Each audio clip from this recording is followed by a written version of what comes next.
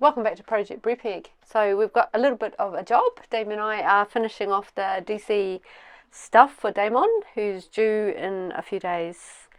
So this is all the gear we've got to get in, and we're doing a little bit of a marathon to get it done. Brupeg was a sunken fishing trawler that was stripped out and ready for the scrapyard. She's just completed a 10-year rebuild that's brought her back to life. With the help of volunteers and funded by our Patreons, community and subscribers, she'll be crewed by passionate people from around the world. If you'd like to be involved and support the project, please consider joining us on Patreon or subscribe to the channel. There's a link in the description below. This here goes into the battery box, that's the solar. This here goes into the electrical cupboard, that's the black one in the hallway. This here goes in the saloon. This is the engine room. And then this is the wiring diagram that everything is based off. And this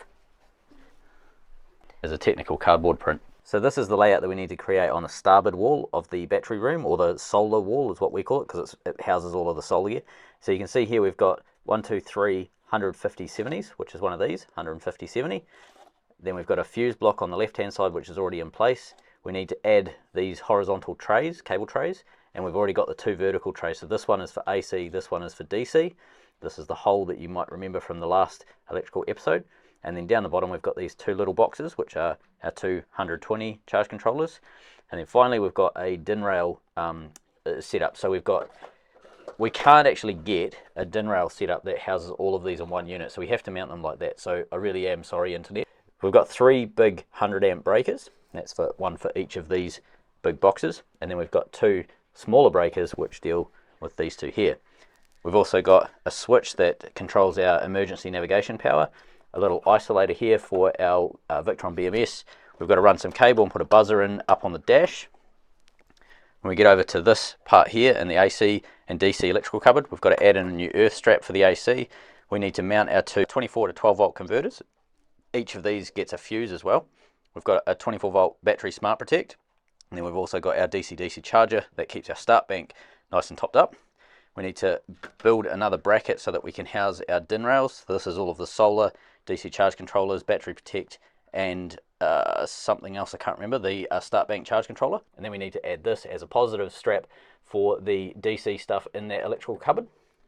We move over to our solar. So this DIN rail box is getting mounted in the saloon, and it gets 5 of these dual pole breakers. Now they're not like a normal breaker, they're basically a fuse. So if you look inside, you've got a sand filled fuse, so positive and negative for each of the 5 groups of solar up on the rear roof. And then we've got the front cabin and the wheelhouse, so they need to be mounted to deal with solar. When we move over to the engine room, we've got a battery isolator and a fuse. This is for the start battery on the genset. We come over to the alternator on the main engine. We've got a fuse, a smart shunt which controls basically charge current, tells us how much is actually going in and out of things, and like how much the alternator is producing. And then we also have a alternator temperature sender. So all of this needs to be wired in according to the wiring diagram. So not that we're doing any of the actual connections, we're just doing the physical location of things. And then Damon comes through once all of this is in place and starts setting up all the connections. So that is our list. We're going to work through this. First up, navigation redundancy switch. So to get this on, I need to get rid of this old sticker from something that we had on there previously. One of the many incarnations of the electrical system on Brupeg. I'll smash that off, and then I'm going to sand and paint this wall so it's ready to go. In the engine room we have 3 jobs. We need to make a bracket to hold these 2 pieces of equipment. This is an isolator or a switch for the 12 volt start battery for the genset. Take it out of the system. We need to add a fuse, so we're going to make a stainless bracket to hold both of these things. The alternator, so a Victron smart shunt and a Belmar temperature sensor for the alternator. These 2 things combined with the Belmar charge controller and the overvoltage protection allow us to charge the lithium batteries directly from the alternator. And then finally we need to add in a fuse, and this is for the charge system that runs through this DC charge controller from the lithium batteries through to the lead acid start batteries. So in the engine room, I'm going to put the alternator smart shunt down here on the bracket that we made a couple of weeks back. We're going to put the MIDI fuse for the batteries. It's going to be mounted up on the roof up here. And then on the genset down here, we've got this sort of section that hasn't really been used for anything. We're going to mount our isolator, so our red switch, and our fuse down in this area here, so nice and easy to access. Okay, so let's try and get as much of this stuff off the table as fast as we can. I think I'll start with doing the solar wall, get all of this stuff here mounted according to our blueprint.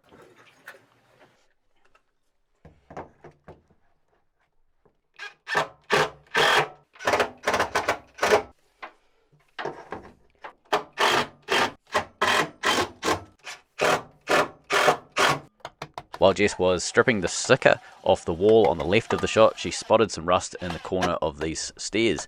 Now this part of the boat actually used to be the exterior before we built the cabin around it. So this is going to be a normal part of our world. On a 50-year-old steel boat, everything rusts eventually, and you just have to tackle it like she is now and clean it up. With these first 3 charge controllers on, we need some cable trays for the wire. 50. Pretty perfect.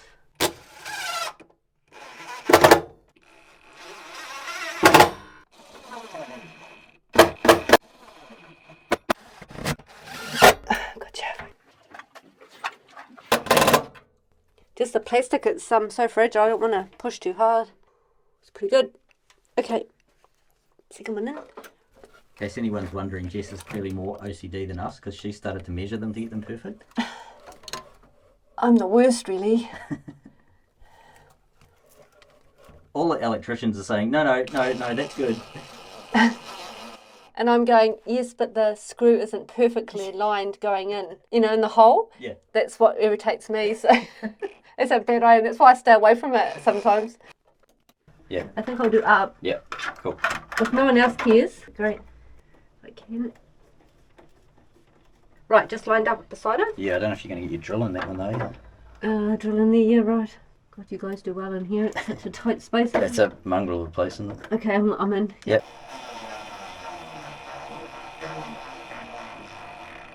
It was easy. What's great is it's like it right against that and Yeah. that's flush, so I'm happy with that. That is what you got to do. That's Yeah. all you can do, really. I can rest easy tonight. I Yeah. can probably sleep even. That'll be good. Yeah, okay. Lovely. Got it. Up in the top.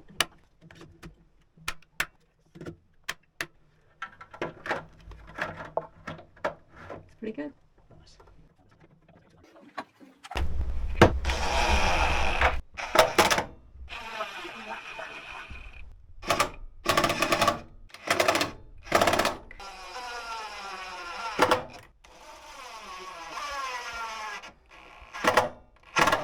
We're done. So time to move over to the electrical cabinet. First off was we'll put some electrical cable tray in. This allows us to move wires around. Then cable tray is cut to length to suit whatever size we need to create. We clean each edge up once it's cut using the grinder and the wire wheel, and that just prevents any sort of sharp edges for the wires to run over.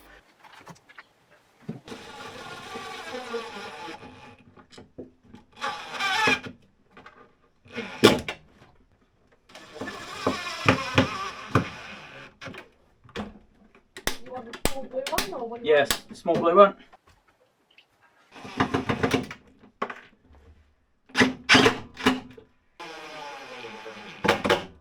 There we go.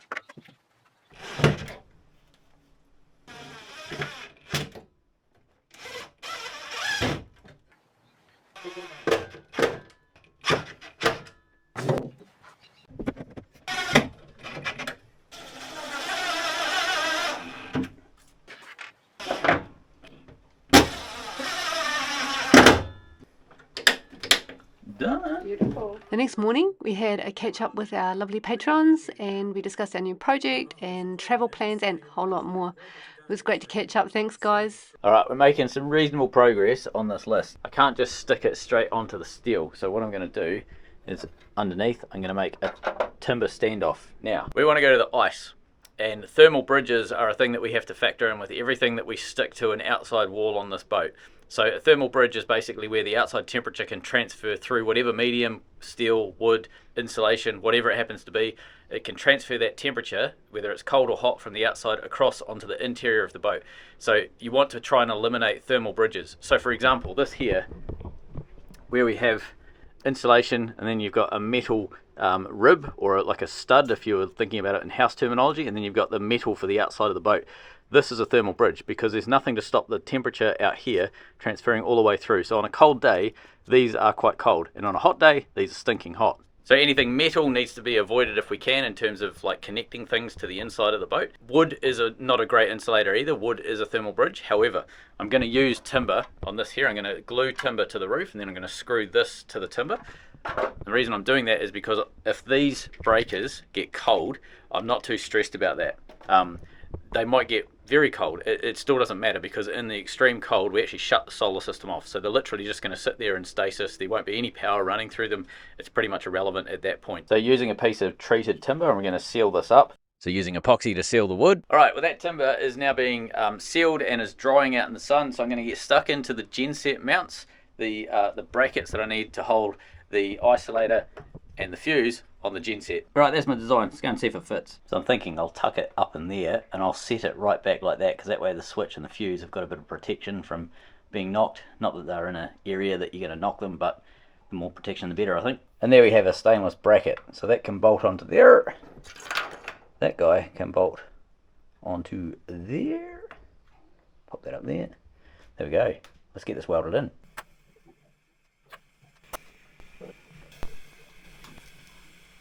Alright, when that glue sets, we'll get some bolts. It's a Sunday, so we can't buy any, and we'll mount all the parts onto there. Alright, that's the stainless plate, the isolator and the fuse mounted. Okay, let's mount the battery for the genset as well. Battery has been stripped out.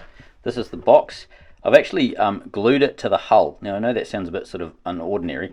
However, if I make mounts and things like that, that's all fine. But I think I can probably get away with actually just using a really good Fix-Tech adhesive to the hull. Worst case scenario, if this thing moves, I can make a bracket and bolt it to this rib here and one of the ribs over the back there, but I'm pretty confident that that's going to hold. We've glued stuff in the past and it's taken, we would probably destroy this box to actually take it off. So yeah, let's do that. Once that's dry, I would fit the battery and start wiring it up. However, I've just discovered that this genset is switching on the negative. So basically, it's normal in the Southern Hemisphere and in Australia and New Zealand to switch on the positive. I've never actually seen one of these switching on the negative cable to the starter motor as opposed to the positive cable. So I'm just going to hold off wiring that up. I've sent an email to Damon and just get him to confirm, does he want it left as is? That might be a mine thing or something that's more specific to this generator as opposed to normal DC wiring that you see in Aussie or New Zealand. Once he's confirmed, I'll wire it up with whatever he tells me to do. Alright, so mount genset battery, that's done. Once we get our wiring confirmation, we can get that wired back up and the genset started again. Alright, now that that's done, I'm going to jump over and do the isolator that's on this list, because we need to clean and paint that area behind the stairs, and that's got a bit of a time pressure on it. So let's get our 1-2 isolator mounted. Alright, I'm thinking the switch can go in there. I've marked it up ready to drill. Let's knock some holes in this.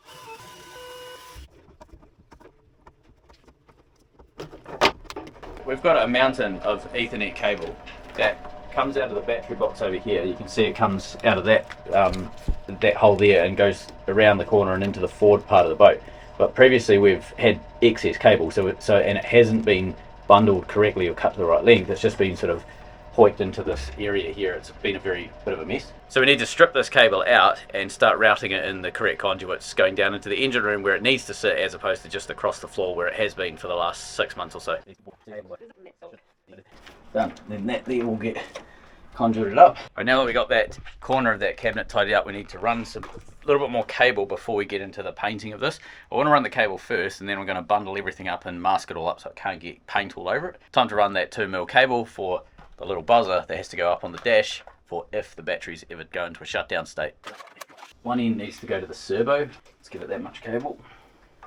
Then the other end needs to go up to the dash, so we'll poke that forward.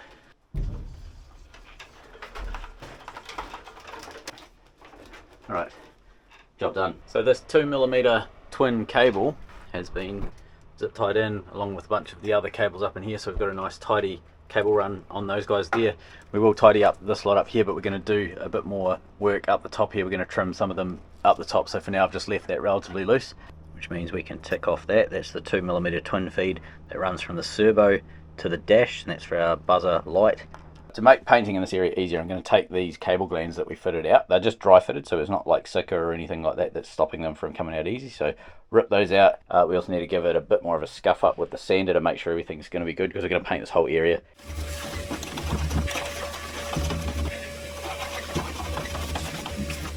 The first coat that goes down is Jodomastic 90. This is a high build epoxy primer. The following day, once this is dry, we're able to put our top coat on, this black colour, which is Hardtop Ultra, a polyurethane 2-pack.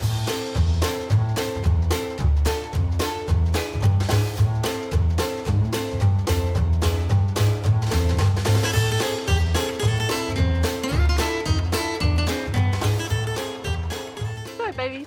The cat's freaking out. Can I have that chisel and hammer again?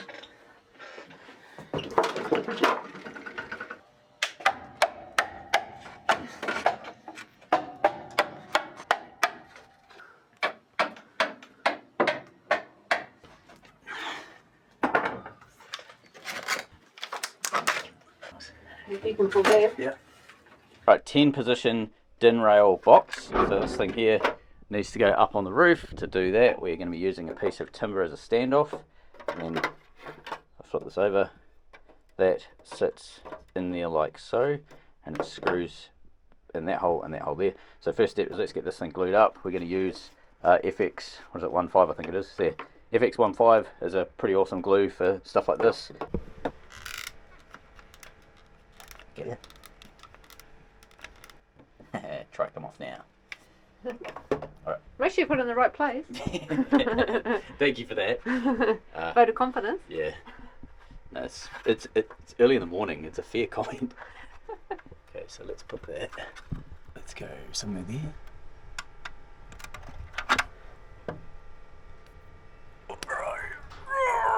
There we go. Full compression. Insulating around this. We'll be using as much poly as we can, but anywhere we can't get that in, we'll use foam. Yeah, closed cell foam. Yeah. I think we'll be doing a wee bit of that in here. Yeah. And of course, when we're in a very cold environment, that'll make a huge difference. And all of that comes back to range as well, because every bit of insulation that the boat isn't doing, we have to do with like a heater or something like that, which basically means more fuel use, which means we can't be in the ice for very long. Like, it reduces the time in the ice. So everything's about trying to extend the range on the boat. Hence we put such a massive electric system in the boat so that we can reduce diesel use overall. Alright, so we've got an isolator or a switch in the battery room that we need to lift up. It's for one of the inverters. We need to mount it at least 30mm high off the wall. So this is 2 layers of 22mm ply sandwiched together. So I'm going to trim this up, get the size that we need, and then give this a nice sort of clean up, sand up, give it a paint, and we'll get that into that room as well.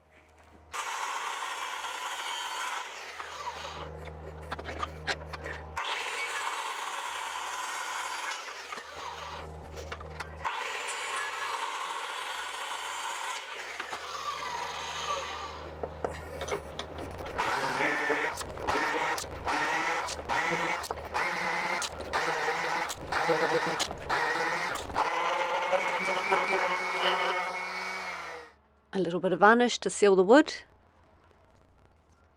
Right up the front, we're still waiting on this to dry, so while that's drying we can't do a huge amount, so we're going to move over to this electrical cabinet. Now I've added a stainless beam up the top here. I've screwed it into the top of the cabinet itself. What I need to do is add a DIN rail, so both the bottom of the DIN rail will bolt onto here and the top of the DIN rail will bolt onto here, and it'll be exactly the same as these DIN rails, but it will be set up for DC. Jess is currently in town just getting some plastic. We're going to make a guard so that we can separate the AC from the DC, because we need to do that for compliance. So this is our DC DIN rail that we're going to be installing. That's the breaker stripped down and clamped into place. Just need to, I've got it bolted at the bottom here, but I just need to drill at the top here so we can fasten it up there. Right, that's it installed. Time to get some breakers into the DIN rail. And there we have DIN rails installed. You just saw me mount the DIN rail. Right, it's time to get some of these wired up. On the cable tray that we fitted, we've zipped up the solar supply cables. So these are the 90-volt cables basically coming across that supply direct from the solar panels, and they come around the back here, obviously all coming out this area here. So we're going to start feeding those into our solar breakers, our DC breakers. So this top group here is our solar group, so we're going to start combining them into the various groups that we need, and then from here they'll go off to the MPPT charge controllers that Jess fitted on the wall. I apologise for the black and white photo, but this is how our solar layout is currently. So we've got 9 groups of solar on the roof, and we're turning it into 5. So we're having to group some of them up. So that's what we're going to do now with the wiring going into our DC breakers. So number 4 is the first one I set up, and you can see I've got 2 positives and 2 negatives. This is a dual pole breaker. In fact, I can probably separate them apart. You can sort of see each individual one has 2 positions for cabling to come in. So we've got a positive and negative going into this breaker here.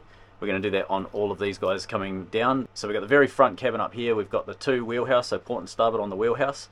We've got port and starboard on the rear roof. So these guys are the big ones. So these are getting 2 and 3 cables. This one at the front here on the front roof is only getting 2 cables going in, and then these guys here get single cables each. So these are sort of much smaller. This is much bigger, so the bulk of our power will be coming through these guys. And then down here, this will be hooked up when Damon's here, but this is all of our battery protect 12 volt, 24 to 12 volt converters, and also our DC-DC charging for the start battery. So we've got 2 remaining cables that I have to do, starboard and port forward solar panels, so on the front deck of Brupeg. But I just clicked on that it's the middle of the day right now, as you can see out there. So there's approximately 49 megawatts of power running through these at the moment. So it's best if I don't cut the positive and negative in one go. I think we'll probably wait until night time to do that. So based on that, this is as far as I can get. So I've got the rear roof connected into our breakers. I need to hook up the wheelhouse solar. I actually don't have cabling running down from the panels down to these guys here, so these guys will remain blanked off for now. But these 2 cables here will end up getting fed into solar 1, which is going to be our forward deck. But as I said, that's going to have to be a nighttime job so that we don't start getting spiky hair syndrome. I am bouncing back and forth between jobs, but the little standoff that we need for our inverter isolator, the switch, has been built and sealed. So now we're going to put a little bit of 2-pack on this. This is Poly U400, so it's a wattle product that we're using. Because I want this to be an awesomely smooth paint job, I use my standard technique of painting with a bow wave. So way too much paint, but it self-levels and it ends up going like glass. So, you know, it works. Normally it takes a couple of layers, and if you really want to get pedantic, you can like sand it with a 240 or a even more. You could go crazy and go 400 grit or something like that, but sit it up off the deck like we've done, and it all drips. Let's go upside down, there we go. Yoink! Sit it up off the deck like that, and it all drips down, and you can just cut those drips that happen, you can cut those off with like a craft knife or something like that. So you want to just tip it, get rid of those tiny little air bubbles. You see that it's already starting to self-level to be really beautifully smooth. Now you will get these big runs because we've got way too much paint coming down, but just ironically add more paint and they self-level out too, and they become drips, but you end up with stunningly smooth paint. It's possible that I'm doing this wrong according to the International Painters Association, but I've done it for a while and it works pretty well. I'm pretty chuffed with it. Alright, that's enough. Look at that. A minute or 2 after I've painted it, and it's going pretty nice. What you can do, if you want to be absolutely fancy pants, get a flame and just whiz over it. Can you see it's basically popping all the little bubbles? So they are the air bubbles that locate themselves under the surface. And if you do it when the paint is wet enough, like right now the paint is pretty much only just gone on, so it's still pretty wet, they disappear fast enough that they don't turn up in the final paint. Look at that. Better again. While we wait for that to dry, we're going to fit the isolator or the switch to our freshly painted, which is now dry, set of stairs. So in case you're wondering, we will be replacing these. That's why I wasn't too worried about getting some stuff on them. But I want to show you what we're working with. So I can't get bolts that are M4 that are long enough to go through here and screw into the wall. So I made my own. So I've got some threaded rod. We put some nylocks on them. I'm going to screw those into the wall, and then we're going to use these nylocks just to tighten this housing down. And this housing comes away from the switch like, you know, it's really difficult doing these things one-handed. Here's one I prepared earlier. Definitely didn't happen off camera, but you can see how that housing, there's nothing holding the housing on it. The bolts just slide through it, and it locks this part through the housing and onto the wall. So there's the holes that we tapped. we're going to start firing it in there. There we go. There's the bolts to hold it in. Looking lovely. Right, so we can tick our 1-2 isolator switch off the list now. So, bit of an update on our painting with the bow wave. It's coming out pretty good. Look at that surface finish. It's almost mirror-like. And it's incredibly important that we get this as good as we can, because this is going to be placed underneath a switch buried inside a battery room where no one's ever going to see it. It will never be seen. Except for the internet, they'll know. So Damon has asked you to separate the AC from the DC, and he wants like the code is that there's a protective something at the back here. He called it a non-conductive like shield, I suppose you could say. And we decided to go for clear plastic if we could. Clear so that we can see stuff. So if you're working on the DC at the back and the shield or whatever it is here, you can still see what you're doing through the shield. So the hard thing is the design. It's got to go down the back of these to here, off this, right? So it's going that way. Yeah. And then the earth bar at the bottom. But you've got to have that, you want to have raise it up so you can get your fingers underneath there? Or? I've basically got to allow for the cables to be able to go out the back of whatever shield, right out to the side into a tab on the side that you screw down, because then you can access it from the front rather than having a tray. The plastic sheet's wide enough to cut however we want to. Yeah. So we can cut in like a attachment point, and we're going to try and heat it and bend it. Yeah. Which will look very cool if we actually can do it. Straighten that up into a right angle.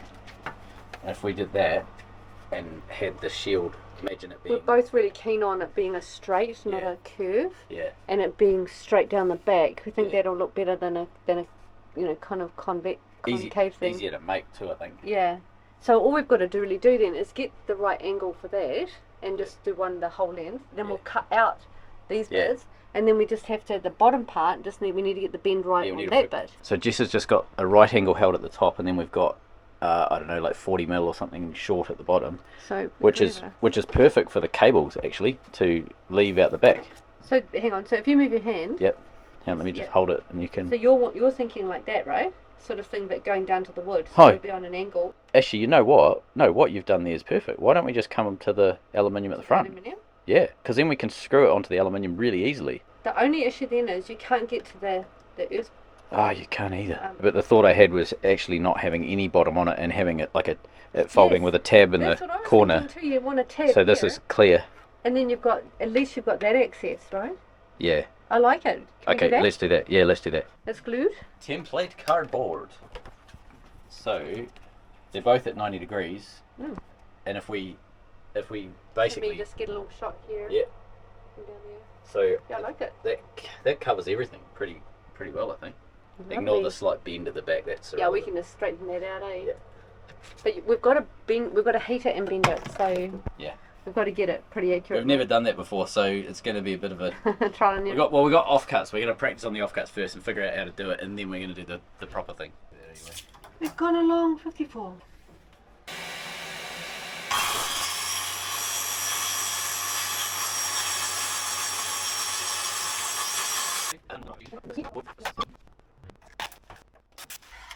This is basically the offcut that you just saw us trim up, and when Damon told us how to do this, he said put a thing on top, so thing being like something like that, bit of metal or bit of timber or something to sort of like hold this end flat and square, heat your join up, and then get another thing, in this case a bit of timber, and then use it to sort of push it down evenly. Yeah. There we go, aim for that line maybe, and we'll try and see how good we are at actually bending it. So you want to get the heat right on the line? I think so. So that's the softness and that'll push it down. So try not to heat this part, try and aim for it maybe. We'll find out if we've got it too hot. Yeah, that's it.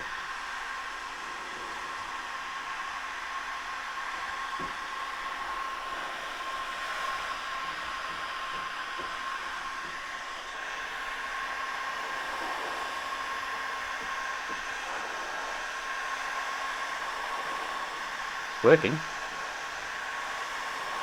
You've got to get it quite a good bend though. Yeah. Can you put that metal right up on the edge? Oh, there we go, look at that. Okay, heat off. That's quite soft. Yeah, I think we can make that work, look at that. I think we should do a couple of runs. Yeah. Well, that's going to look amazing. Oh, so if you look at the bend at this end, where the line is, you have to go probably 10 mil. The bend goes like 10 mil behind the line, if that makes sense. So we have to factor that in when we measure it. You gotta hold it there until it cools down, probably, eh? I guess so. Actually, you know what? If we press it in hard. Yeah, cooling.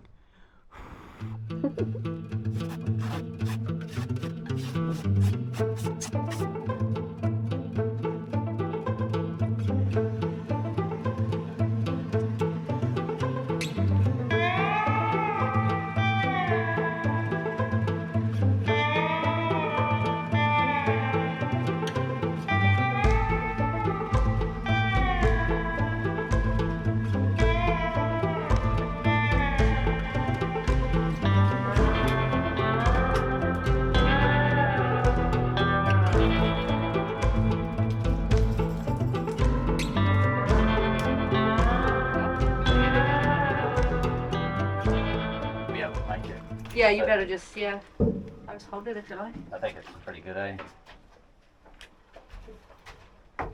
Actually, we could take that off and just help it cool down a bit faster. Just watch you don't get burned.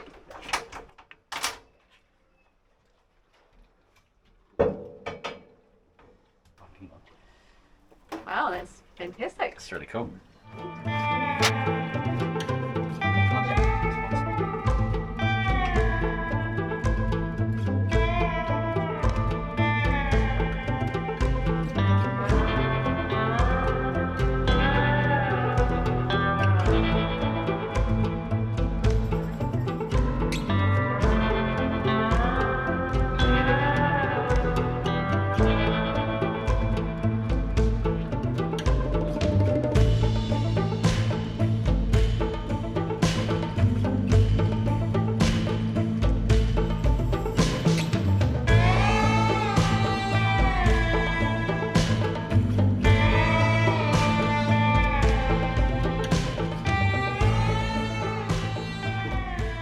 Got a call from Damon a couple of hours ago.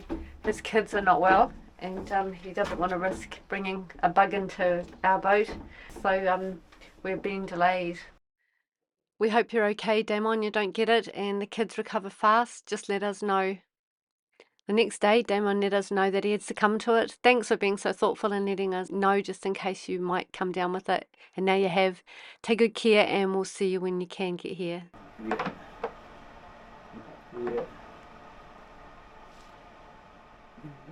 Our table almost runneth empty, so we've got quite a lot of stuff done off the list. We need to add that block that we made, so that's going into the battery room. Same with this here. Damon's going to put this one in, so we'll leave that one. That actually also goes into the battery room. This is going into the saloon along with our 5 sand fuses for the rear roof solar. These 2 fuses here are getting mounted into the wheelhouse and the front cabin, but we're going to leave those for now. And then over here, this is our engine room stuff that's yet to be done off the plan, so we'll climb into the engine room, do these ones once we've done this lot here.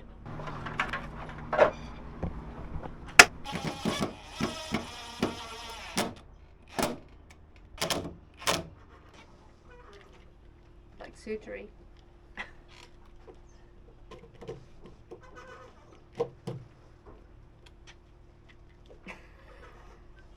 What? Scalpel. Scalpel.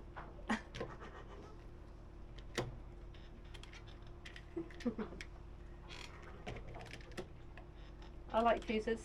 Fuses are good. She's refusing. I'm refusing to do anything different. Is that it? Yeah. Right.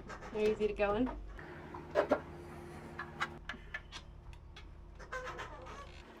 Are you? Yeah. Alright, let's get this guy in. Alright, so I'm thinking this guy here.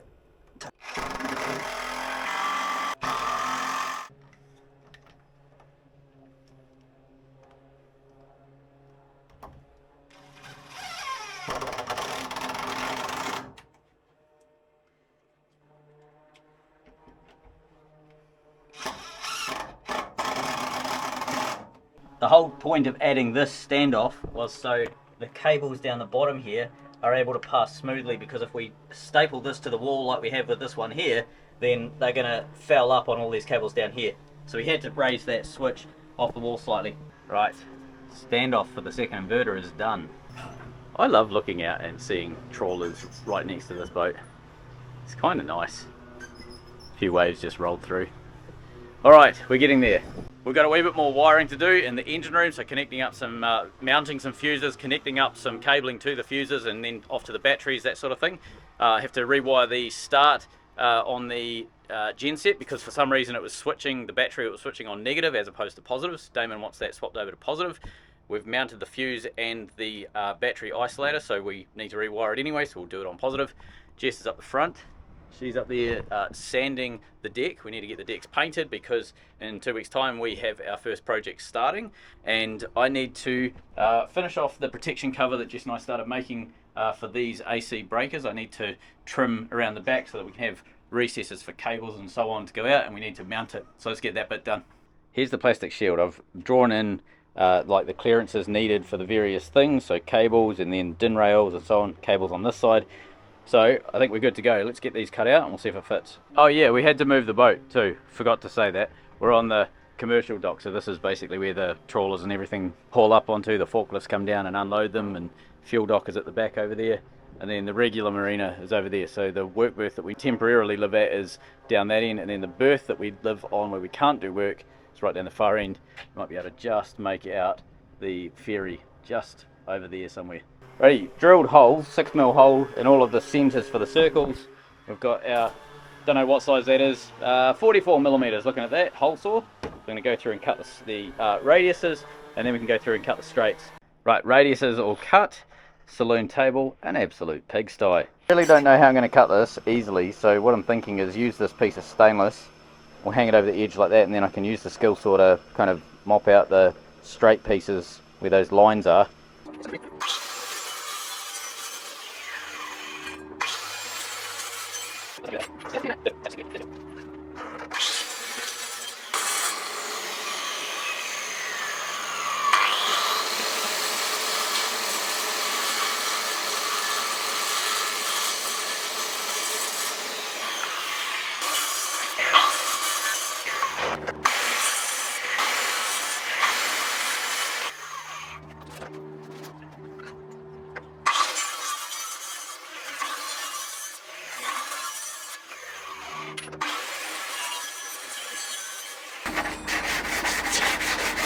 Right, I managed to get it in after a little bit of faffing, so time to start fastening this down and make it work. It's really hard to show a clear thing on a camera.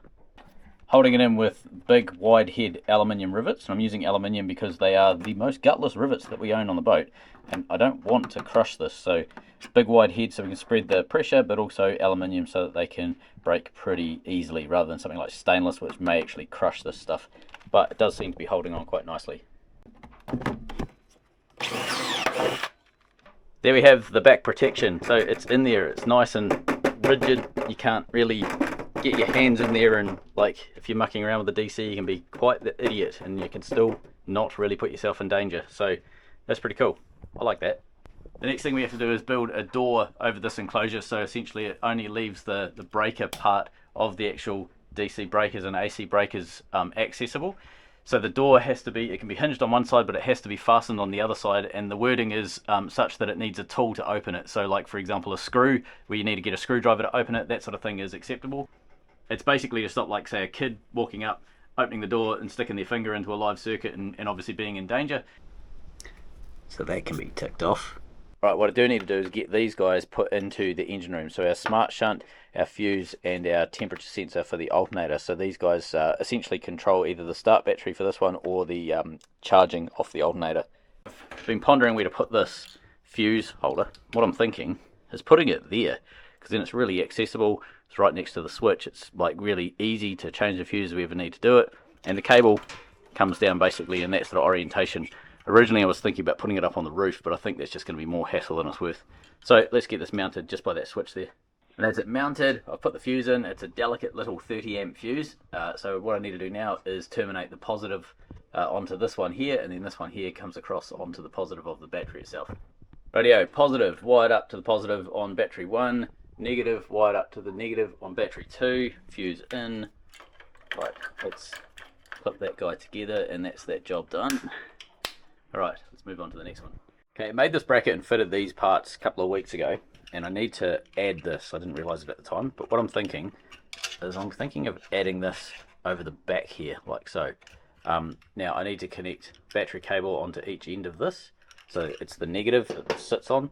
So negative will run from, I think it's this one here, it'll run from here down to the back of the shunt, and then from here, whichever one of these big cables is the negative will run from there all the way up to the wheelhouse. But what I need to do is drill these bolts out and countersink them so that I can mount this, like essentially make studs on this side and have them flush. Exactly what we did for these guys, but in reverse. I don't really need to overthink this. I actually just used the countersunk bolts. They're not perfect. Yes, I should have countersunk them, but I don't know where my countersunk tool is, and I would have had to strip all of this off to do it. I'm just going to leave them. They're not going to come loose. And that's mounted very solidly on the back. Plugs and everything come in the front, so we've got plenty of room. So let's get the wiring harness back on for that one, and we'll call that one done. A little bit of faffing around, but managed to get this switch in place. So we've got our positives, one's going off to the starter and one's going off to the battery. And then over on the battery here, this is our positive. I need to go into town and grab a connector because we don't have a connector to hook it up onto this pole. But once that's hooked up, that battery will work. And then the negative obviously is all clamped up, and we have the boot to go over top of that when I have the right fitting. But starter motor is all connected and ready to go.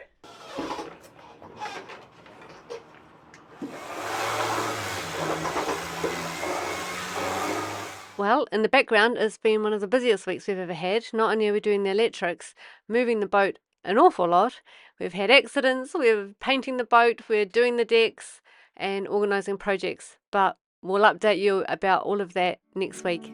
See you then.